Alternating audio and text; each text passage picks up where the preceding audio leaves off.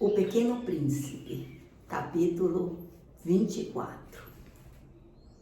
Estávamos no 8º dia da pane no deserto e eu tinha ouvido a história do vendedor bebendo a última gota do meu estoque de água. Aqui o piloto está falando sobre a água dele que praticamente já acabou e que ele ouviu o príncipezinho contar aquela história do vendedor, aquele vendedor de pílulas que a gente viu no capítulo anterior. E enquanto a água dele estava literalmente acabando, era a última gota.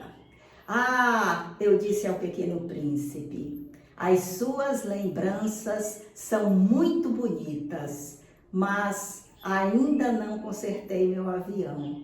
Não tenho mais nada para beber. Ficaria feliz também se eu pudesse caminhar bem calmamente em direção a uma fonte. Aqui é uma espécie de ironia, não é? Que o piloto utiliza, porque enquanto o príncipezinho está contando a história dele, do vendedor de pílulas, que bebendo a pílula não precisa beber água durante 6 dias, uma semana, ele ironiza dizendo que gostaria, porque na prática a água acabou, ele não consertou ainda o avião e isso significa, a gente sabe, né? Não dá para o organismo passar muito tempo sem beber água. Então foi uma espécie de ironia, como quem diz assim, o príncipezinho é um sonhador e eu estou aqui na luta pela sobrevivência na vida prática.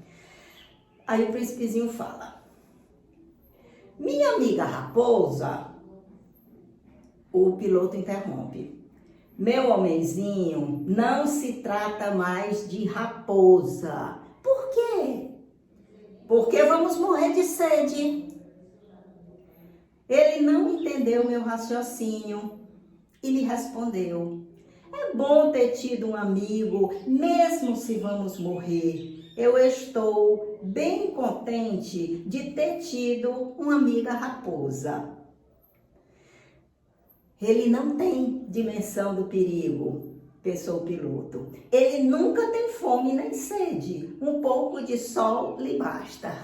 Estamos aqui numa encruzilhada. O príncipezinho, já deu para a gente perceber, ele tenta ver as coisas que estão acontecendo naquele exato momento, sem antecipação. O piloto, devido ser um homem prático, um homem do mundo dos adultos, está preocupado com a possibilidade de morrer se ele não conseguir consertar esse avião e tampouco se conseguir água.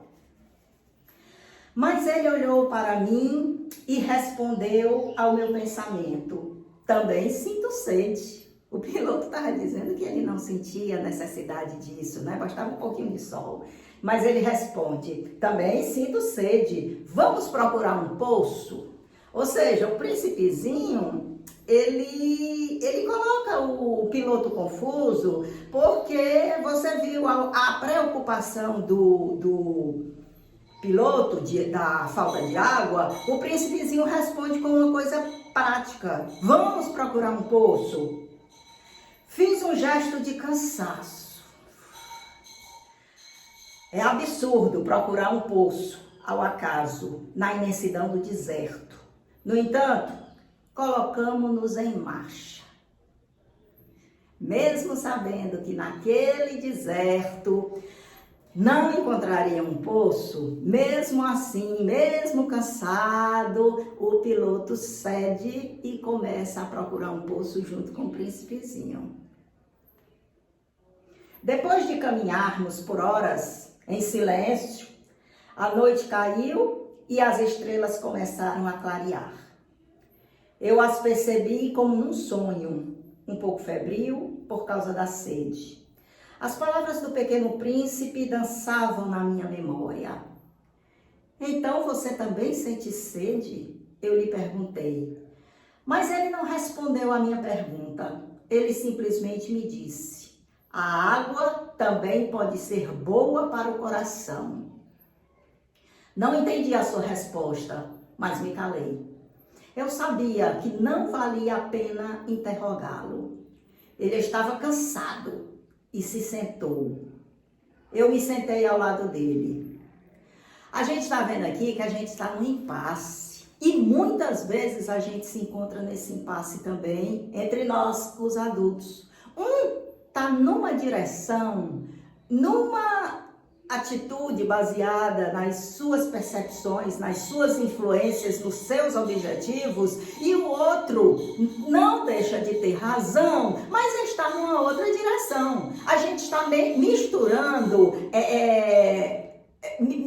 interesses, percepções, certo? Então, isso causa um cansaço muito grande. Bom quando se pode resolver a situação. E quando não se pode resolver a situação, por uma questão de orgulho, por uma questão de certeza, por uma questão de temperamento das pessoas, aí é quando as amizades se desfazem, é quando terminar acontecendo uma confusãozinha, uma briguinha, etc e tal. Aqueles desentendimentos, pequenos ou grandes, que ocorrem entre os adultos. O Pequeno Príncipe estava aparentando ali, diante do problema prático do piloto, que era a falta d'água, que era o avião quebrado, o príncipezinho estava aparentando um sonhador. Mas não era bem isso. É porque o modo dele agir era assim. Porque enquanto eles iam caminhando, enquanto eles iam conversando, ia acontecendo um ensinamento, ia acontecendo uma modificação. Então, nada ia ser assim a troco da sorte não, do acaso não. O príncipezinho fazia as coisas muito bem fundamentado. Claro, na sabedoria de vida dele. Mas ele fazia sempre com uma intenção pedagógica. Adiante.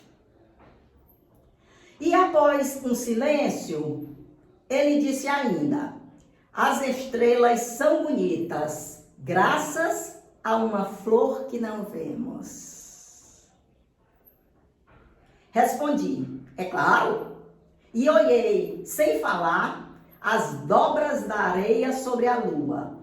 O deserto é bonito, ele acrescentou. E é verdade, sempre gostei do deserto. Senta-se numa duna de areia, não se vê nada, não se ouve nada. E, no entanto, alguma coisa irradia silêncio. O que torna o deserto mais belo, disse o Pequeno Príncipe, é que ele esconde um poço em algum lugar. Viu como a didática do príncipezinho ia acontecendo? O piloto já começava a refletir, embora sem sentir, numa outra direção que não fosse assim tão seca, tão pragmática, tão pesada, tão pessimista até. Por causa das reflexões do príncipezinho. Ele ia se permitindo também fazer associações e pensar em termos mais profundos, em termos de sentimentos. O que torna o deserto mais belo é que ele esconde um poço em algum lugar. Nada está perdido. Se você não se acomodar com o negativismo, com o pessimismo, você vai ver que alguma coisa há de surgir dali. Porque, voltando mais adiante, as estrelas são bonitas graças a uma flor que não vemos. O príncipezinho acha as estrelas bonitas porque ele lembra da flor dele que ele nem sequer está vendo. Ou seja, alguma coisa abre a possibilidade do seu sentimento florir e você, quando olha para outra coisa, você faz a associação e também se sente bem. Porque você recordou de alguma coisa muito boa para você. Fiquei surpreso por compreender, de repente, essa misteriosa irradiação da areia.